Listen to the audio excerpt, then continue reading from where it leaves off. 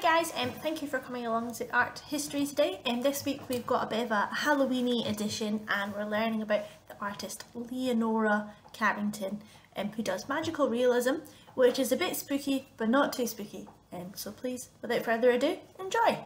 Okay, so today we're looking at Leonora Carrington, who was a British artist who worked in Mexico for most of her life. Here's a picture of her here with one of her paintings.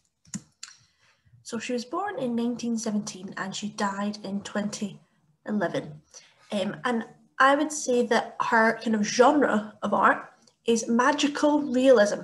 A lot of her background is in surrealism, which is that kind of realism extra. It's more than is real, it is fantastical. That's what we learned about a few weeks ago.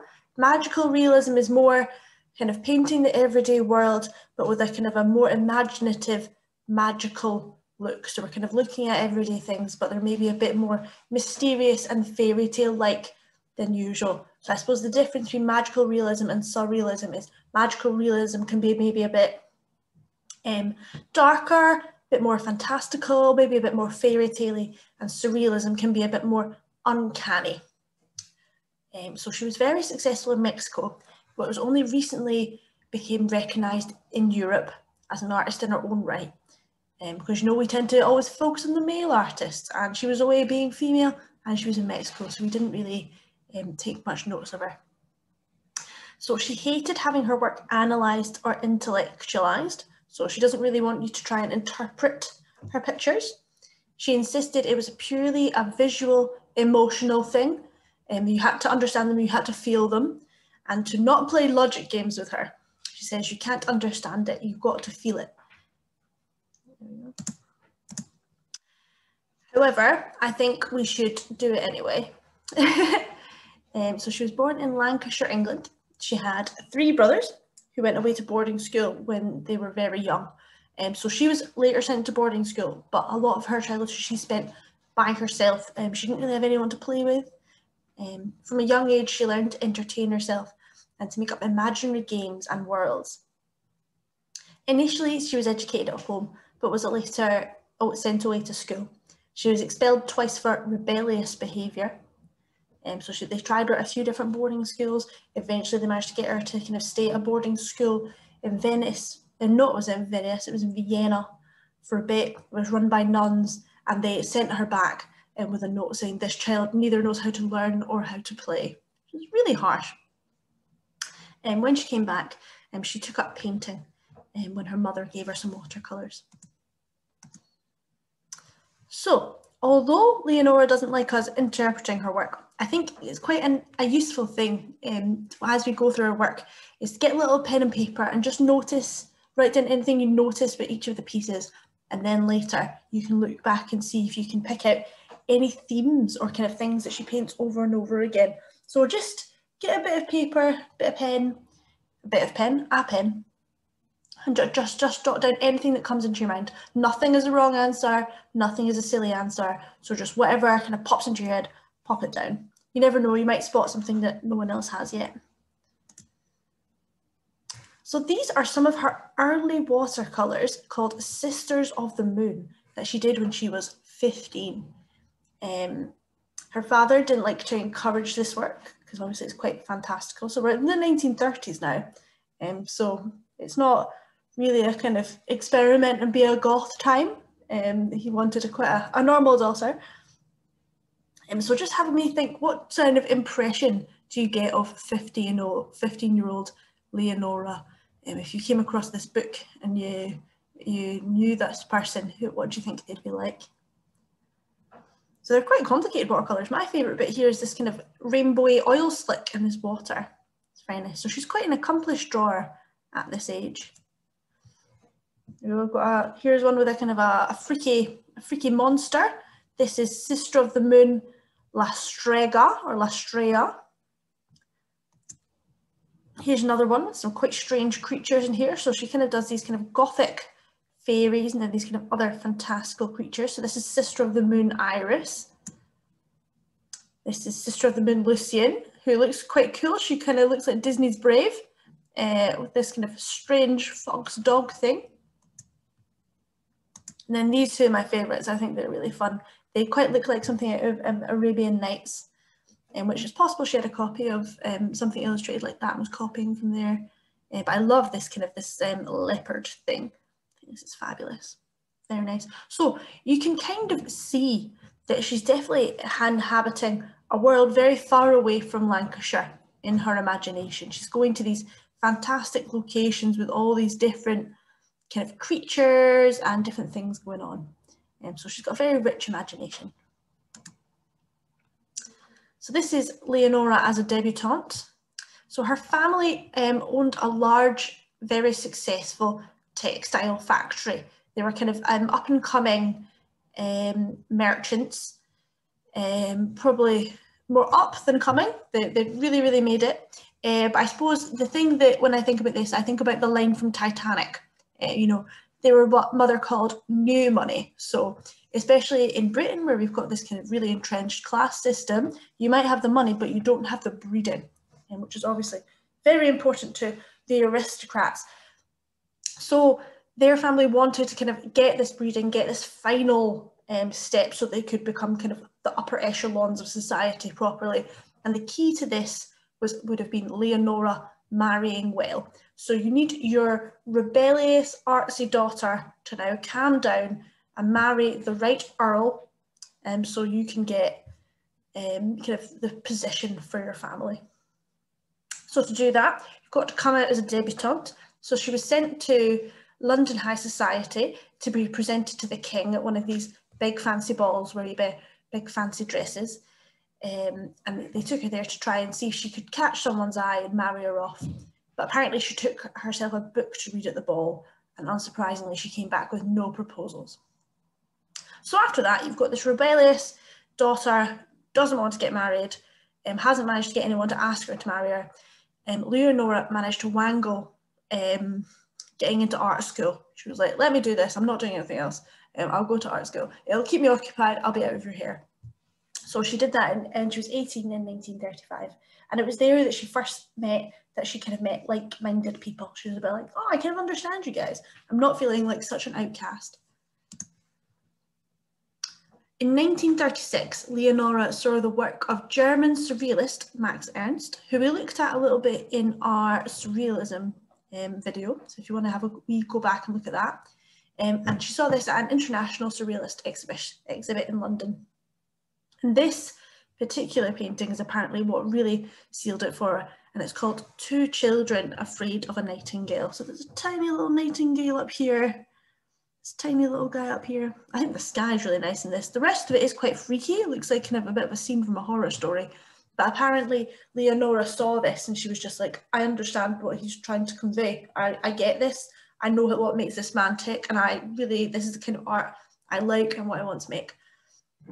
So in 1937, Leonora and Max met at a party held in London, and they very quickly hit it off, and they began a love affair. And then Leonora's dad caught wind of this, and he was a bit like, I'm not having this. I'm not having my 18-year-old, 19-year-old daughter run away with this degenerate artist. He said, artists die penniless in garrets. You don't want that. And also Max was a much older man, and the surrealists were very radical at the time. So people were a bit like, who are these weird people? I don't know if you want to trust this guy. And Leonora's dad ended up phoning the police on Max Ernst's exhibition, denouncing him for pornography and inappropriate images, because it was the 30s after all.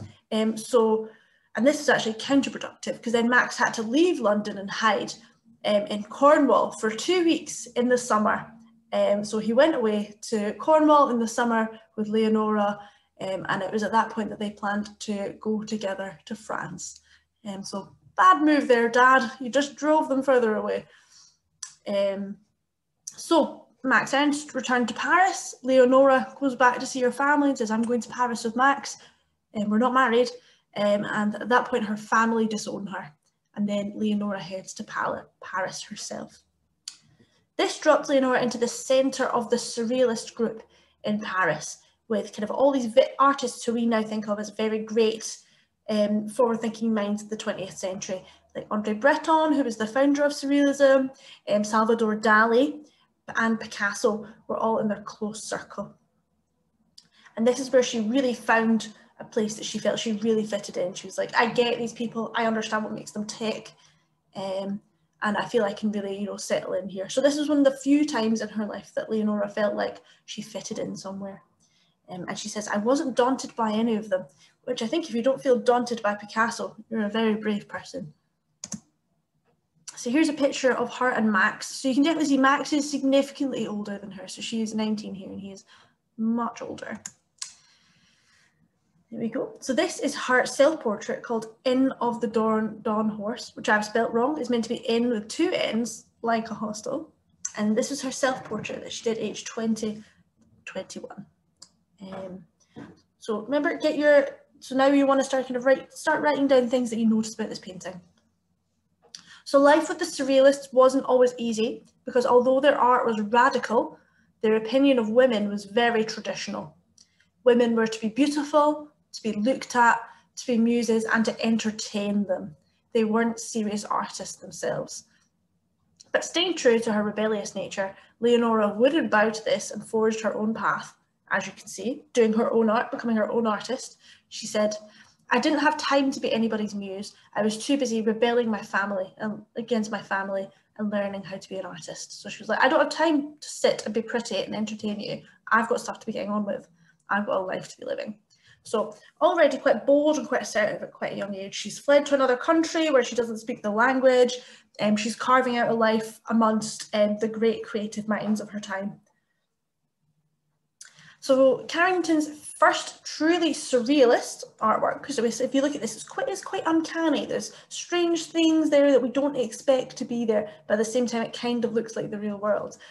So this is Inn of the Dawn Horse. It's an androgynous self-portrait with a hyena and a white horse.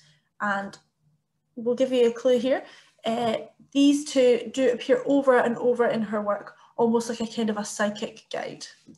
Quite cool. So maybe keep an eye out for other hyenas and horses. So we've got a kind of quite a haunting interior. For those of you that saw the Surrealist video as well, it's quite interesting in that this is kind of set in a domestic space, and Max Ernst's next wife, it kind of looks a bit like her work actually now I'm looking at it. And we've got these kind of fantastical creatures here. We've got this hyena, and we've got this kind of smudge on the floor beside the hyena. I'm not sure what the hyena is. She's got these fancy heels on. I think her clothes look quite modern. And she's kind of got this rocking horse that's floating above her head, but also this horse that's out running free in the forest. So there's quite a few different things happening there. So I'm sure you could sit for ages and think about the symbolism behind these things, but sometimes it's a bit easier to just enjoy them. So these are another set of two paintings that she did in 1938. So they're quite dark, they're quite gruesome, they're quite appropriate for Halloween, I think, this week. So we kind of got this scene of all these women kind of feasting over this quite strange banquet where there's kind of like dolls and these weird birds. And we've got this other one, which is the horses. And these are kind of around these made-up character called Lord Candlestick. So we've got the meal of Lord Candlestick and the horses of Lord Candlestick. But still, quite nice painting. I really enjoy her style of painting. She's already got quite her own style. It's not very realistic, but it's certainly intriguing. So this painting is actually in the Scottish National Gallery. Is it the National Gallery or the Modern? One of the big galleries in Edinburgh has this painting. And this is her portrait of Max Ernst that she did in 1939. She painted it at the ripe old age of 22. So in 1938, Leonora and Max moved to the south of France and painted and worked together. Unfortunately, with the outbreak of World War II, Ernst, who was German, was arrested by the French authorities for being a hostile alien. Because if you remember, the Nazis invaded Paris, but the south of France will be onto the Vichy France. So it's not, the Germans have invaded the north. They've got a bit that is owned by France. So they're very suspicious of anyone who is German. They're a bit like, we don't want any spies, we've got this bit, we know they're coming, we know they're going to be attacking us, so they're on the lookout. So he was put in a kind of a detainment camp, which I imagine was very horrible. And then at one point he was released, and then he was imprisoned again. So you've got to think this, she's only 22, she's living in the south of France, she doesn't speak very much French at all. This man who's kind of, she's run away from her family, she's sacrificed everything she's known for, has now been taken away. And then he comes back, and then they take him away again. And Europe is at war, you're not sure what's happening, everything has changed, and you don't know if you're ever going to see the love of your life again. And this was too much for Leonora. Here's some nice close-ups of this painting. So again, we've got this lovely horse. And then Max has got this really fantastic fur jacket on. Very glorious. This very interesting sock. Not my choice, I would say. I wouldn't wear those. And this kind of this horse trapped within a lantern here as well. I love the way this is painted. I think this is really gorgeous. And we've got this lovely, this sky here is quite reminiscent of that Max Ernst painting we looked at there earlier. Very nice and lovely painting. You can go and see it in real life if you want. So, this is a painting of Leonora that Max Ernst did in 1940. So you've kind of got her here. It's called Leonora in the Morning Lights, but this all looks quite gruesome, doesn't it? And I think this is quite evocative of kind of like maybe perhaps the turmoil that they were surrounded in at this point. It's World War II, everything's in chaos, you know? So at 22, Leonora was left alone in the south of France, and in her distress, she had a breakdown. She was just wandering around aimlessly. She couldn't focus on anything. She didn't notice time passing. She couldn't find anything to eat. It was a really, really distressing time. It was just all too much. And a friend was concerned and went to see her. And when they found her, she hadn't eaten in days. And her friend had come from Spain. And upon seeing her, she was like, I can't leave. You need to leave with me now. So Leonora has this really big choice to make, because she knows if Max ever gets released, he'll come back to this house. But at the same time, she is having an awful time. The Germans might invade. They're not safe in France forever. Their security isn't guaranteed, and this may be her last chance to leave. So I'm sure with much a heavy heart, she left with this friend. She took what painting she could and left. And they travelled to Spain, where they had a bit of trouble getting over the border, but they got there eventually. And she went to the British Embassy in Madrid, where unfortunately her anxiety and her loss continued to make her unwell, and her parents were contacted. And they tricked her. They said, oh, Leonora, we're coming to see you, and we'll collect you, and we'll go to the beach. Well, beach, you need to rest, and we're going to the beach. We're going to take you to the beach, and the sea air will make you better. When in fact, they were taking her to a sanatorium, which was a very not nice hospital for people who were mentally unwell at the time. And needless to say, a sanatorium in 1940 wasn't very good for her. It wasn't very nice. This is one of her paintings from the, not paintings, this is a drawing from the time. Very dark, very kind of contorted, very twisted, and it's called Do You Know My Aunt Eliza? So she was imprisoned in this kind of Spanish psychiatric hospital, where again, she doesn't speak Spanish, so that must be very stressful. And also in this hospital, they were kind of developing, in inverted commas, experimental new treatments, which were at the cutting edge. So, but 1940s cutting edge, so they don't have the same medical or kind of psychological knowledge that we have today. And she was given a now banned drug that caused her to have seizures, and kind of a very early version of electroshock therapy, which wasn't what it is today, and would have been quite trying on her body, definitely. Yeah, so really a dark time in her work, and a lot of it quite informs her later work. And so we've got this kind of three figure person here, which is quite intriguing. This is another piece later from 1978. And this is, oh no, this is from 1969. This is called Operation Wednesday. So again, you've got this kind of like medical theme happening, and this kind of got the shrouding. And although obviously we're not meant, she doesn't want us to interpret our work, you can't help but think that perhaps this is related to this time. It doesn't look like a place I'd like to be honest.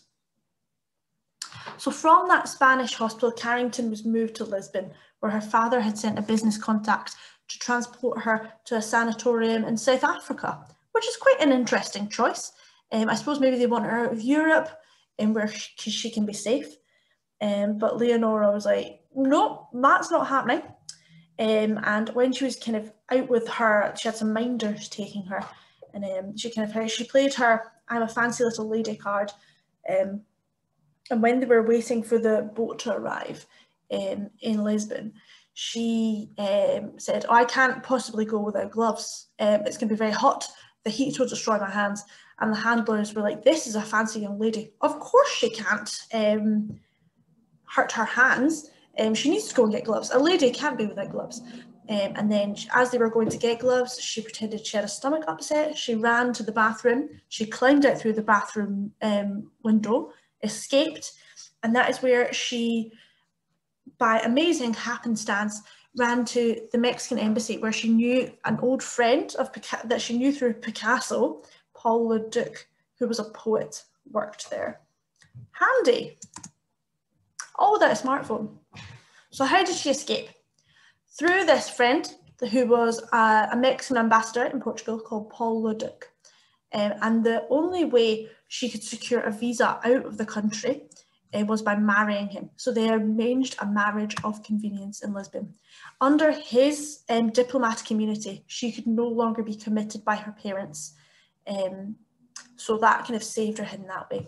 But in the time while they were waiting to get married, Leonora was kind of wandering around Lisbon, having a nice time, and she's wandering through a square, and who does she see sitting at a cafe? She sees Max Ernst, her lover who she'd left in the south of France.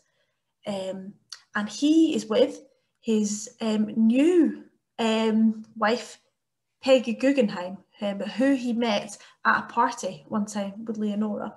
And they meet and they have a chat, because obviously they're catching up. Like, they never thought they'd see each other again. She's feeling very guilty because she's left, she's given up. He's feeling guilty because he's like, oh, I'm here with this other woman. Whereas they both had an understanding that the people that they were with, she was now with Paul Leduc, he was now with Peggy Guggenheim. These people were their tickets out of Europe and to safety. So that was kind of when they kind of almost ended their relationship, because she had to go with Leduc so she could get out of Europe, and he had to go with Peggy Guggenheim, who's an American citizen, to get them out of Europe. So Max Ernst flew to New York with Peggy Guggenheim, and Leonora sailed to New York with Paul Leduc. And she lived in New York for a bit, painting and writing, and Max lived in New York for a bit. All the surrealists were kind of converging in New York, all these intellectuals who were fleeing Europe because their work was kind of frowned upon by the Nazis and they were in danger. They'd all fled to New York. So there were lots of surrealists together in New York, but it was a bit too much for Leonora. And Paul Leduc wanted to go back to Mexico. So in 1943, they travelled together to Mexico City. And for there, they lived for a while. Here's a picture of her in her studio there. She's got a nice cat.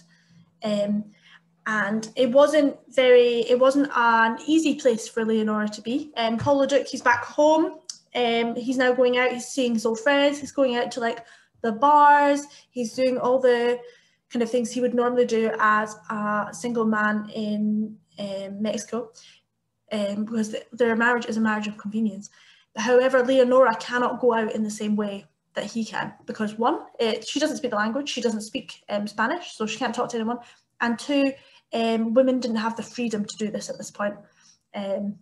So quite often he'd be out with his friends, his old friends, reconnecting, building his life again, and he left her alone quite a lot.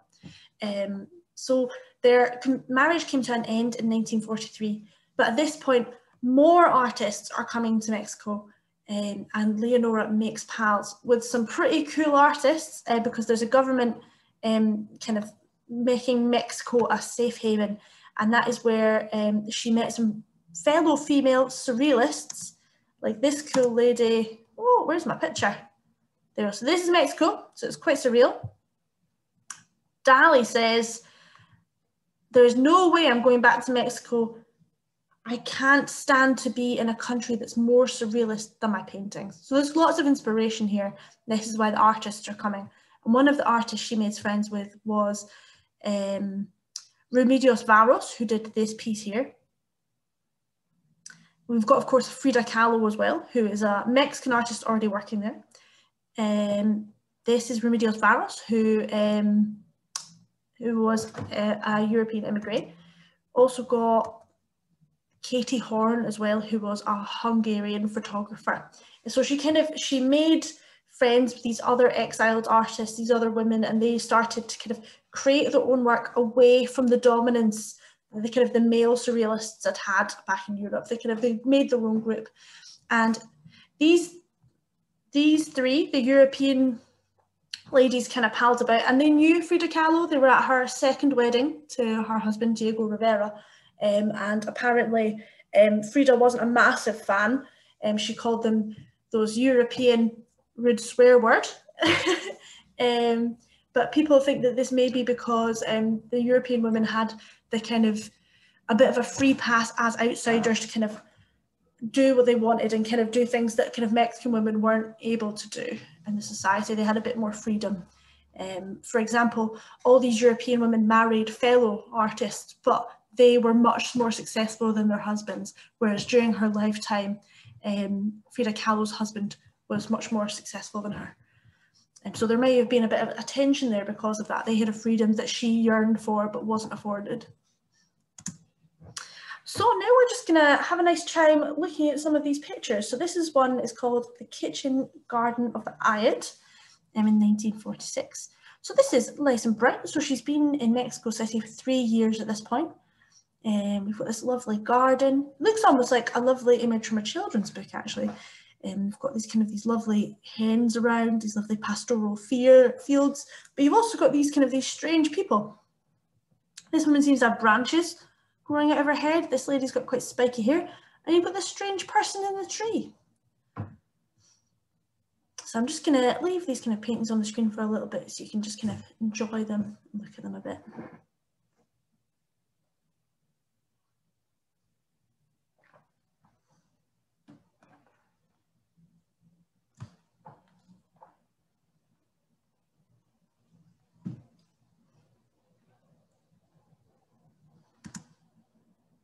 This is another piece. I think this is my favourite piece. So this is called The Giantess. And this is from 1947. And apparently Leonora, although she's living in Mexico, there's not much very obvious Mexican themes in her work. But she does draw on kind of mythology from other cultures. And also predominantly a lot of her family were from Ireland, and her granny told her lots of these kind of like Celtic folk stories. And a lot of these feed into her work. So I love the green here. I love this kind of like scratchiness, this kind of luminous here where she's kind of scratched through the paint, which is a technique that she may have picked up from Max Ernst because he did use this quite a lot. And we've got this lovely kind of lady holding this precious egg. We've got some kind of hieroglyphs on her dress, and her hair, her kind of mane here is a field of wheat. Very lovely. Here's another one where it does look quite Egyptian here, and this one is called Are You Really Serious? And this is from 1953. You've got these again, these quite kind of Egyptian-like cats with big ears. You've got this kind of lady here with this kind of bulbous head, these big ears. This picture kind of reminds me of Pan's Labyrinth, if anyone's seen that film. It's quite scary. But it's kind of about these kind of pagan creatures in the labyrinth. So here we have some pagan creatures in this kind of dark space. I also quite like these pillars here that are kind of holding up the sky. It's almost like the sky is the ceiling. And it's got a very dramatic light here. I think the light is, the use of light in her paintings is very interesting. This one is called Eocod, and this is from 1956. So we've got this kind of dark interior, this very intricate wallpaper. This very intricate wallpaper, which kind of looks like some of the tapestry she made as well. And you've got this rose growing from the ceiling that is dripping down onto and seems to be creating this kind of luminous egg that's surrounded by these kind of misty dragonflies. The light from the egg is glinting off these lovely decanters of wine and this fruit, and there's all these kind of lovely insects and butterflies around here. So again, a very interesting use of light. You've got this kind of central light point radiating out, illuminating this darkened room. And who's to know what this is about, but I really like it. I especially like this kind of little person here that kind of looks like he's made out of roots, and this kind of rooty man who's growing out from under the table. So I think definitely this could be interpreted as quite dark, but I don't think anything here seems overly threatening. And this is a theme that kind of continues in these paintings over here. When you first look at them with the red and the black, they look quite fierce, quite fiery. Are they showing that something that's dangerous and scary? Because red is a colour that makes us think of danger. But actually the creatures in them all look quite calm, they all look quite benign, they don't really look like they're wishing anyone harm. And in that sense, I really get the feeling that it's kind of like an imaginary world where nothing can really hurt you, it's just your mind exploring and creating things. So this piece here is called The Ordeal of Omen, who again is a figure from Celtic mythology. He's kind of sometimes swallowed up into the Arthurian legends as well, you know, King Arthur, the sword and the stone. It's kind of one of these great Celtic heroes. And again, you've got this lovely kind of glow from the centre. You've got these four figures here, all kind of working on, it looks like a potion. And Leonora often used kitchen and kind of cooking themes within her work, kind of the ideas of kind of creating different kinds of food that have magical properties and kind of potions and herbs, all those sort of things she found really interesting. And that's quite often why you get the theme of eggs in her work as well. Here we go, here's an egg. So this is a piece from 1959 called Who Are Thou, Whiteface? So this is presumably Whiteface here. We've got another one of these golden eggs. And if you look in the background here, there's so many different animals going on. We've kind of got this kind of, maybe like a tiger here, a little pig here, and kind of a guinea pig, a cat. We've got this huge snake in the background. You've got this little kind of face emerging here under this tree. And in the centre, you've got this creature, which is kind of a combination of many different things. It's got lion's paws, cow's hooves, pig's hooves, the wings of a moth, the kind of the body of a horse, the head of a cow. There's so many different things going on here. They're all kind of like blended together. It's kind of a real chimera of different animals. And again, although it's very dark and there's all these kind of like fantastic beasts, there's nothing too aggressive about it. It's quite soft. It's more kind of like, here is a gentle magical beast who's going to whisk you away on a cloud. It's kind of, that's more that vibe for me. And again, you've got this kind of glorious egg here. There we go. So in the 1960s, Leonora got involved in the student protest movement and the women's liberation movement in Mexico. So the 60s was a big time for Mexico. There was lots and lots and lots of riots and stuff, not riots, protests. There we go, get it right, protests.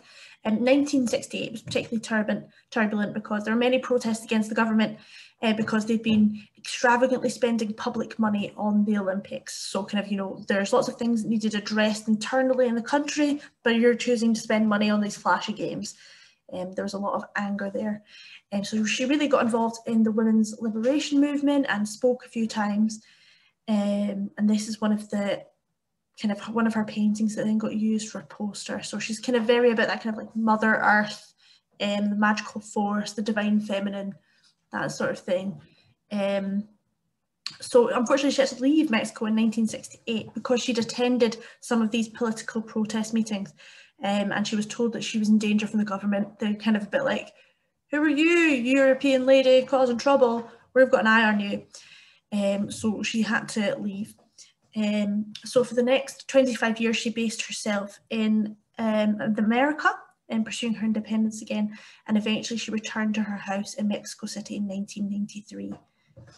So this is a poster that she made in 1972. Very nice. This piece from 1974, which she would have painted when she was in New York. So it's a lot grayer. This is called Bird's Bath.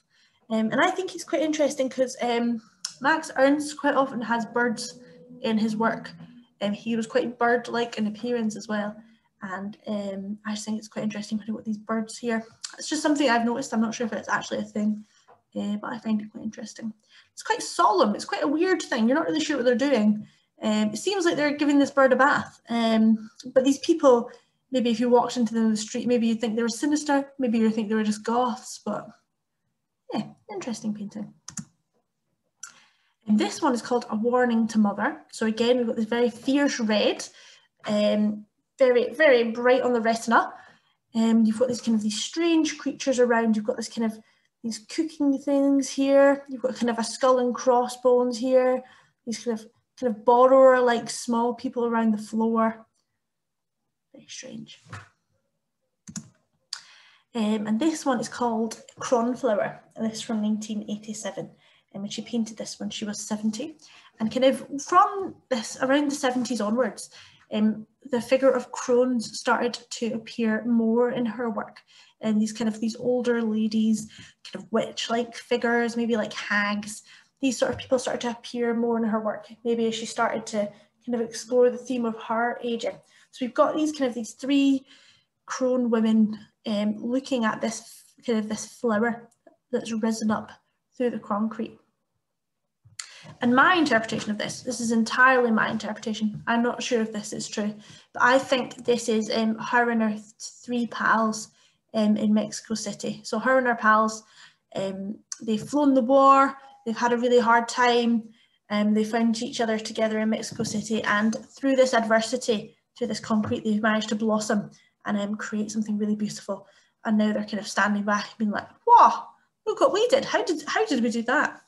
So that's my interpretation of this picture, which I really like. This is called The Labyrinth. This is from 1991. This is the first ever Leonora Carrington painting that I ever saw. And we've got these strange people moving through a labyrinth. You kind of got people dressed in red, people in white, all different kind of shapes and sizes, different noses. You're not sure if they're human, are they animal, are they monsters? And they're all moving together through this maze. Yeah, it's I find it quite soothing. I couldn't tell you why. I quite like it. And then this is one of her last works, and this is the Cue Symphony from 2002. So you've got this kind of fantastical galaxy painting, with kind of all these lovely skies and these kind of creatures that are made out of the stars, people that are made out of the night sky, and then these more solid creatures at the front, which are playing very interesting instruments. You've kind of got this harp here that seems to have a face and to be playing the cymbals by itself as well. It's just I think this is a lovely piece. Lots of brightness, and it's got a real inner glow about it.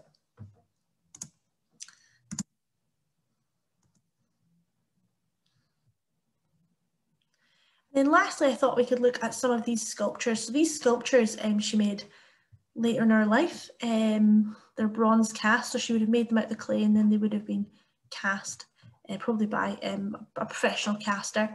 But some of these are now dotted around Mexico City. And it's really nice because they're kind of these creatures from her paintings come alive. So you've got this lovely vulture person with faces in his hands, this kind of cat person playing a guitar, and this strange person made of shapes who I really like. So here's a close-up of one out and about. Really lovely. Very nice. Here's another one in the forest. I love this one. I think I just imagine being kind of small and in a parade, and then this guy looking down at you. I think it really conjures up that feeling for me of being very small and seeing something fantastic and magical and being like, whoa, who's that? So that's the end of our presentation today.